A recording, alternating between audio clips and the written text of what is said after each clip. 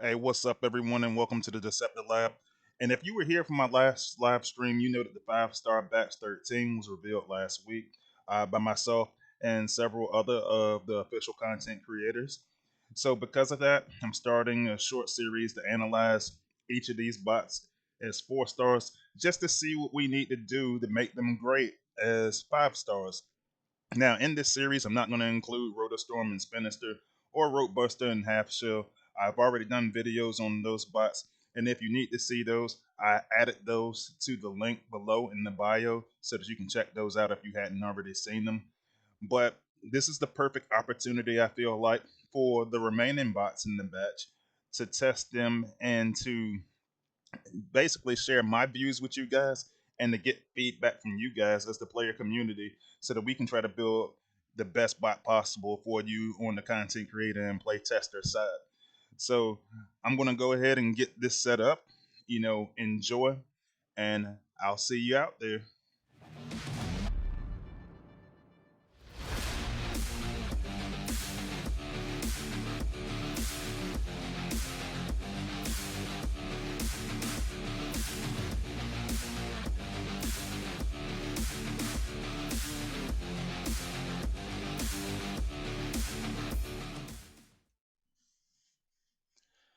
So today I want to talk about Transmetal 2 Megatron, Autobot counterpart, Optimal Optimus. And to be honest with you, after going and digging back in and looking at this bot again, I'm starting to wonder if I underrated him a little bit. So we're going to do a little bit of testing today. But first, we want to take a look at all of his stats. So right here, I've got the 4 star version, level 70 maxed out. And his stats breakdown is honestly pretty impressive. There's a special class bot. He's got decent health and damage, really. With the 15% perk bonus for the special class, it takes his damage from 713.4 to 820.4, which is going to be really good.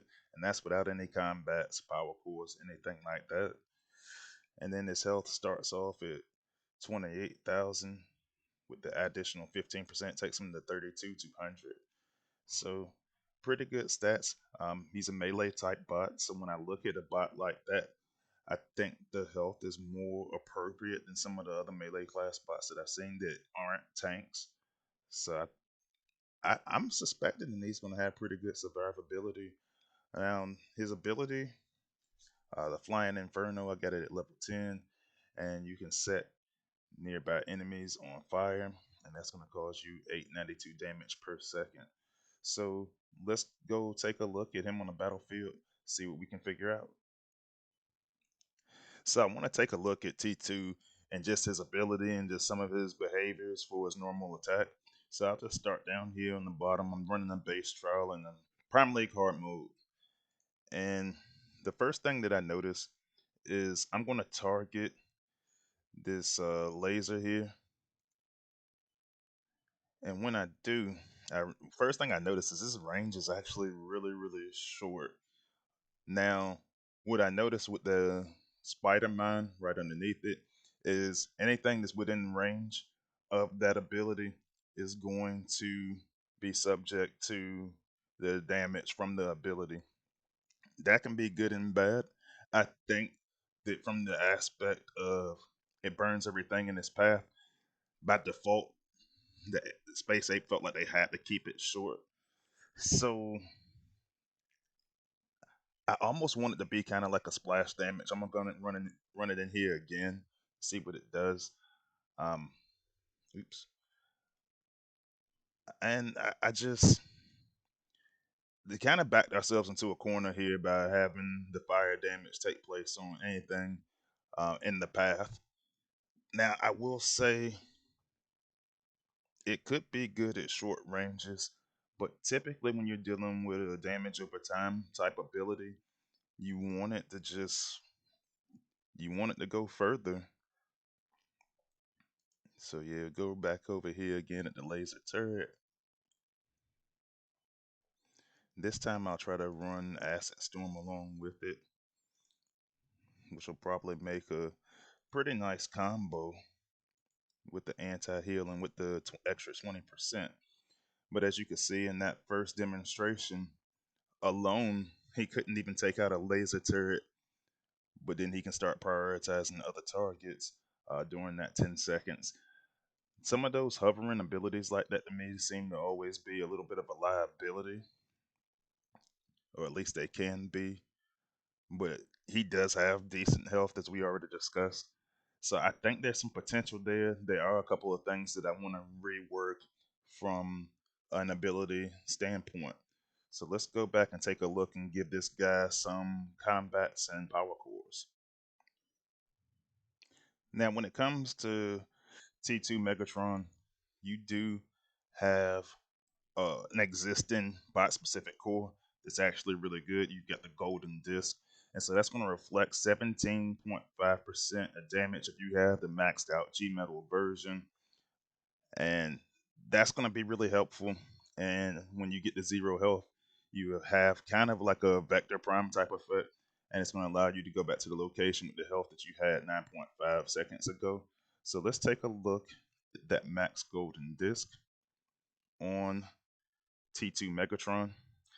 And I also want to go through a combat on him and see what I can do combat wise with him. So with him being a melee type, you got some options here. You got, you can see on the screen Baru, Catgut, Gabu, Pterodactyl, Zori. You got those options in addition to any of your minions. You got Razor Sharp in there also as a handheld. So any of the sword types or any of the minions. I'm gonna actually try this out with Baru and see how that does for his damage. Like I said, his damage is already actually really, really good, and with that 5-star Baru, one thing that I was looking at when being a melee fighter, Baru actually typically slows bots down a little bit. You can see that damage jumped up to 1230.5, so substantial amounts of damage. Let's take a look at it on the battlefield and see how it actually looks in person. So now I actually want to run T2 alongside my war team in battle on the playtest server. So what I want to do, and unfortunately, this one doesn't have a combiner beacon charged, but I just want to see how he looks situationally in, it's a regular hard war type scenario.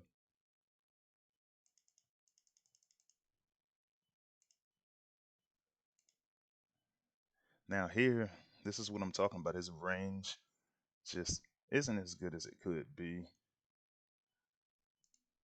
So that's already kind of offsetting, off-putting, I should say. Because like right now, I want to reach back into this cluster. I can see the shielded cluster right there, and I can't reach the shielded cluster. I would want a combo with Acid Storm, but as it stands right now, I can't. Now I can go a little bit earlier and start to use his ability, but still, I can reach a build bot right now. I can reach this MDS. I can't actually reach the shield generator. And these are the kind of situations that I think are going to be problematic when you're using this bot. I, he just needs to be able to extend a little bit more. Like I would be okay if he would just went to a single target, or if he just had some element of like splash damage going. But what I see right now, as it currently stands, is I'm gonna have to keep burning more ability points to try to create the range that I want to create.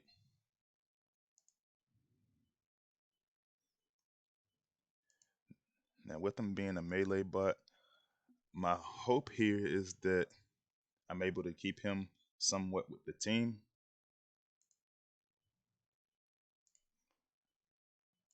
By using Keep him with the team by using Baru. So far, he's had a little bit of a minor split because he's going to target whatever's in that melee range. So right now, I've got a shield on him. That's what's protecting him. But like in the situation here, like I don't even have a combiner that I'm fighting up against on this particular base. It does make things a little bit more problematic. So I'm going to try to clear some of this stuff down here on the bottom, see if I can get him to go back along with the team. We'll have to see how that goes.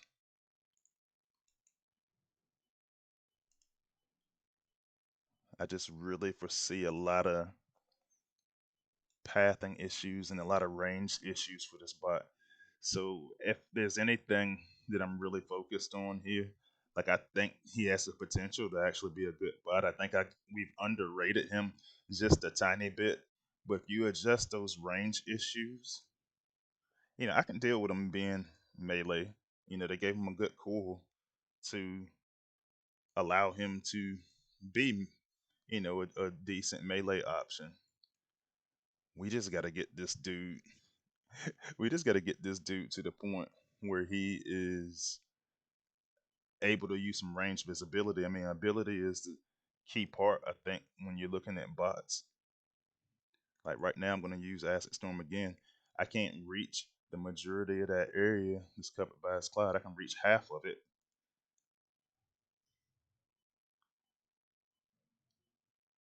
And it looks like its targeting is off a little bit too. But when you can use that combo, you can see he'll clear the area out if it's got acid, which is a good thing. I just need him to be able to do it a little bit further range. Nothing crazy, but I need maybe about 20% more range for him to be as effective as I would like for him to be. If you are trying to clear something out short range, front loaded base type stuff, if you're willing to use your acid bots at shorter ranges, it'll work. But outside of that, I'm just not sure. I mean, range does matter. So let's go back and take our final look and an overall synopsis on what we think about T2.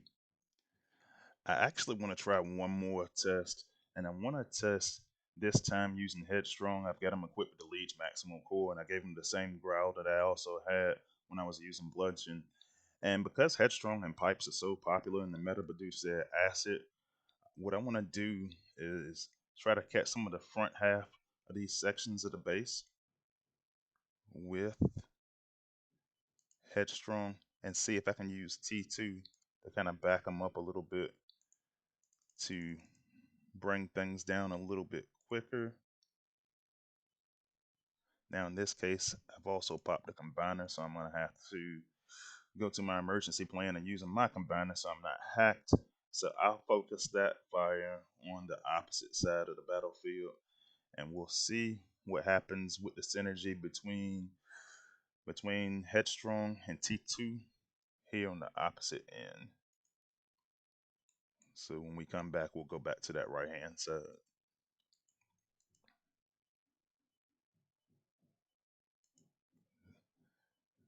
So we'll see how that goes. Right now, just running through the combiner. Let me see. Doesn't look like they got a leech core here. All right, so I'm gonna go into. Let me check the range on T2 because right now T2 is still kind of far back, and this is what I was saying about the range. But at shorter ranges, I should be able to run the acid from Headstrong, see if I can get T2 a little bit more involved. Now visually, it looks like he's either got a visual issue right there or a targeting issue. But now that I'm approaching the cluster, and this is where our focal point usually is, when you're approaching that cluster, you want to be able to get to that cluster. So as he follows in behind the team, I got Headstrong there. I even try to use Acid Storm there as well. And once I can get him into the cluster, you can actually, let's see how the damage looks. It's actually looking pretty decent. It's a lot going on up there, but I'll throw down some Cuddy Smoke. We'll run Headstrong's ability again. T2 starting to get a little costly. Now he's up to 11 now. This is my third use of him. But it is clearing the areas out pretty quickly for those shorter range areas. Now he's been stunned by Swoop, so that kind of slowed him down a little bit. But he did a lot of damage initially to clear out those areas. And the other thing I didn't mention earlier, he does have that passive that is going to cause freezing. His damage reflection right now is keeping him really healthy. There are going to be some what seems to be kind of minor targeting issues with him being in melee, but he's actually following the team pretty well right now. I don't know. I think I'm gonna have to play around with him a little bit more to try to see how he works. Like if I would have got the pathing down on my end the first time, this base would have been gone a long time ago.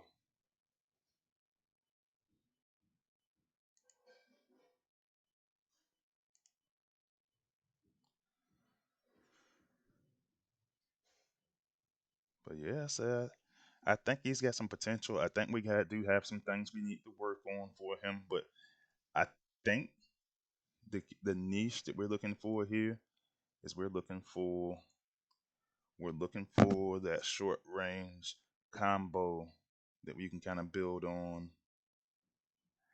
And then he's already got like a really good bot specific core. I don't know. I think we might have undervalued this dude a little bit. Let's go back to the Deceptilab and discuss. All right, and welcome back to the Deceptilab. And honestly, I think I'm gonna need a little bit of help on this one.